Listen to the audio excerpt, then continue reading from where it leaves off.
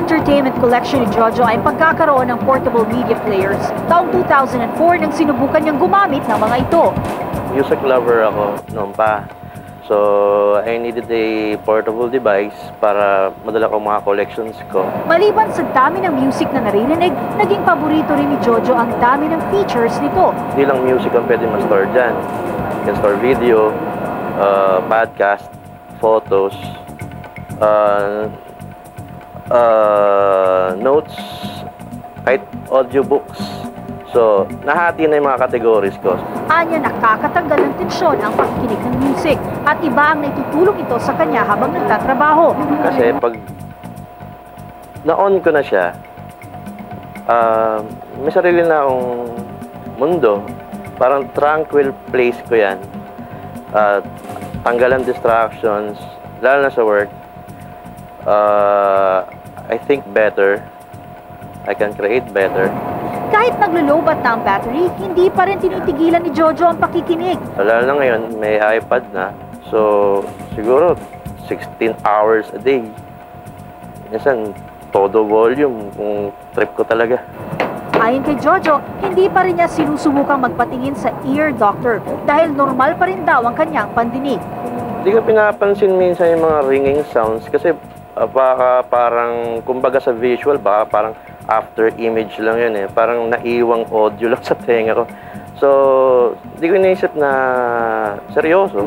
Sa ngayon, ini-enjoy na gusto ni Jojo ang kanyang pakikinig sa musika, isang alternatibong pamamaraan na nakakapagbigay saya at nakakapagpaalis ng stress at pagod sa kanyang trabaho.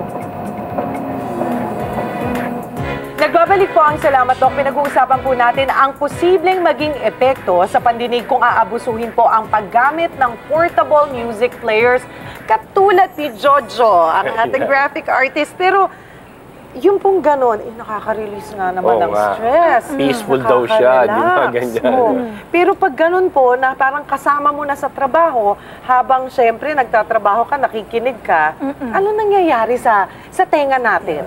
Okay. Ang ating tenga, Cheryl, sir, gaya na alam niyo po, ay may tatlong bahagi. Mayroon tayong outer ear, middle ear, at inner ear.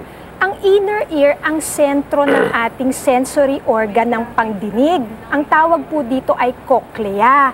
At doon po sa loob ng cochlea, nandun ang hair cells na very sensitive. Sila po ay nagde-detect ng sound. Pagdating ng sound wave sa ating tenga, matatransform into electrical current. At ito po ay mai-interpret ng ating utak bilang sound. Ito pong hair cells na ito ang pangunahing nasisira o nadadamage dahil sa prolonged exposure to loud sounds.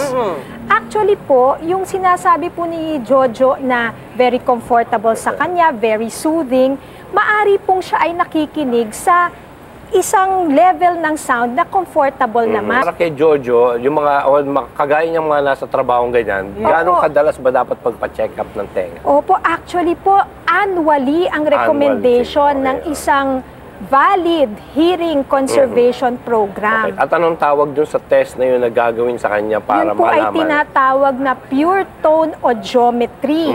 Yun po ang test kung saan kinukuha ang level ng ating pandinig at kino-compare sa standard kung tayo'y normal o merong mild, moderate, severe, or profound hearing loss or deafness. Yun. So, kailangan pala magpapacheck up lagi. No? Siguro lahat din tayo dito sa broadcasting. Kaya kung sino man na nakikinig dyan sa mga MP3, lalo ngayon, siguro bagong taon, yung mga napuputukan or in hazardous places. Yun po ating madagdag ko lang po para sa kaalaman, yun pong ating mga MP3 ngayon, compared po nung panahon ko na teenager na mga Walkman, na mga earmuff style headphones. Isa po yan sa mga issue na ini-emphasize ng mga against dito sa mga MP3 using the earbud earphone. Kasi ibang klase yung compared to the earmuff. Yung talagang pasok sa loob ng atin pong ito, diba? Yung talaga, ang gusto kasi natin, yung talagang